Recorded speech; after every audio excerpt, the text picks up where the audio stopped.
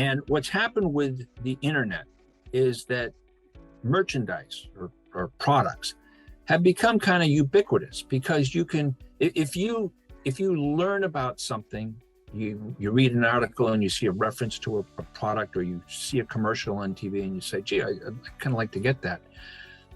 The first thing you do is you go to Google, or maybe even to Amazon, and you search on that product.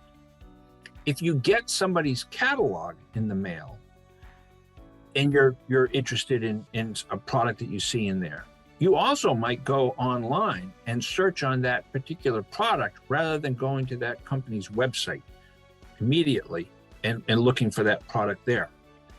So the problem becomes, merchandise is so much more accessible these days because of the internet, because of Google and Amazon and all these different ways you can search on it. So any catalog, or any company that is selling commodity products that are broadly available aren't going to do well in the continuing environment, whether they use a catalog or not, because it's so easy for the consumer to find alternatives to either that product or alternative places to buy that product. So what happens? It puts more pressure on catalogs to come up with truly unique proprietary product for them. So what does the catalog play into that? The catalog plays into that because it gives you the opportunity to explain to the consumer what makes this product so unique, and why it's one of a kind and why they should buy it from you. What's also happening is each individual manufacturer is now developing their own websites.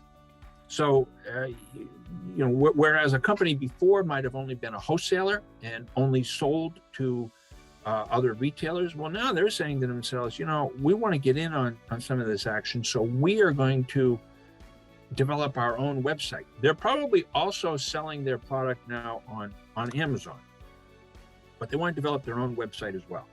So now what's happening is you've got hundreds of thousands of websites out there, but you don't have a lot of good marketers to go along with all those different websites. So you end up with a lot of websites that are efficient from the standpoint of, from an IT standpoint, because they were probably designed by somebody in IT, but they're not very consumer friendly, and they certainly don't know anything about driving a sale. A lot of websites are weak at being able to entice the consumer to come in and to buy. You were talking about, can a catalog drive inspiration? It can. Can a website? It can as well, but most websites are really bad at that. And that's where the connection has to come, which is people still have great catalogs that are very inspiring, but when you get to the website, it's just not there. I know that there's various technologies for this. And one of the technologies that I've previously seen is that as you're flipping the pages on an online catalog, that you can drill down on a particular page to get additional information on the product. You can drill down to see a video on the product, and then you can even order directly. And then you can back out to the original page. So if you were on page 6, you come back to page 6 and you can keep going. That level of interactive play is what I would say is sort of the base level that you have to have. If you just have a thing where you're flipping pages and you can't either order, you can't drill down into the book, then it's of really little use to people. If you could provide additional context and content to people.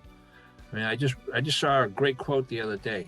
Great content is something that you sell product next to.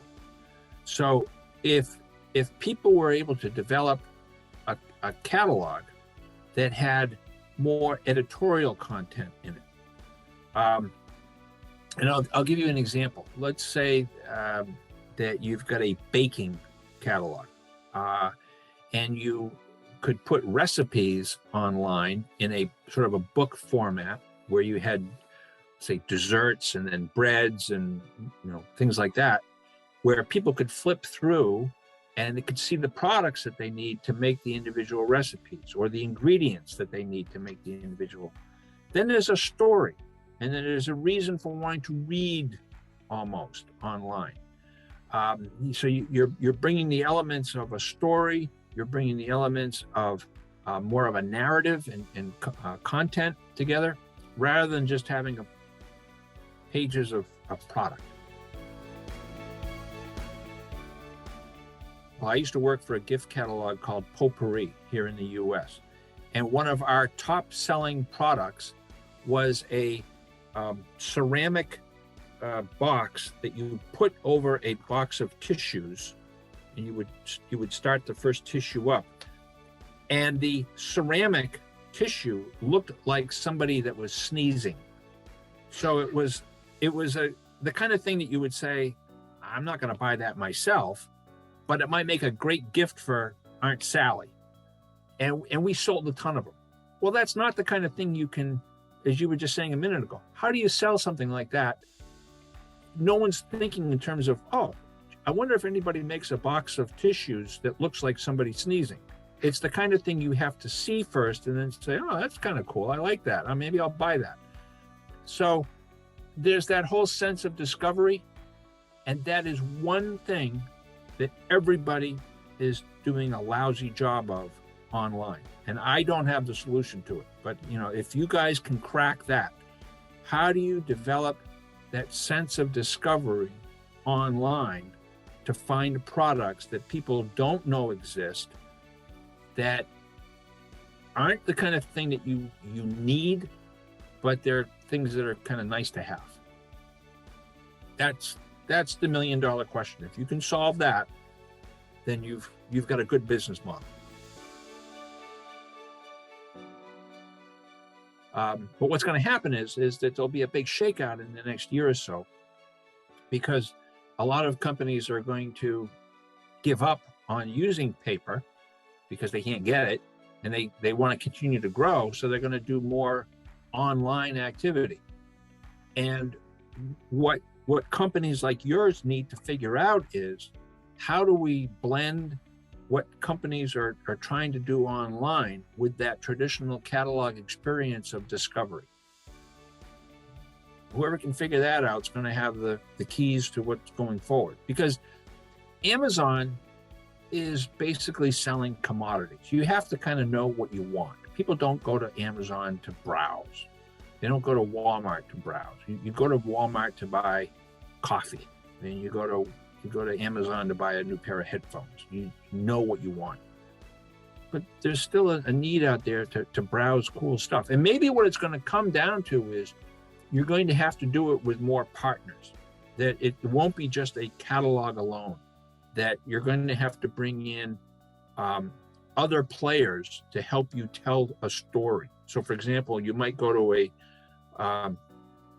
if you sell outdoor camping equipment, maybe you work with a local nonprofit organization which is involved with the environment and preserving the environment and encouraging people to get outside, to tell a story around getting out to enjoy the outdoors with our camping equipment, etc.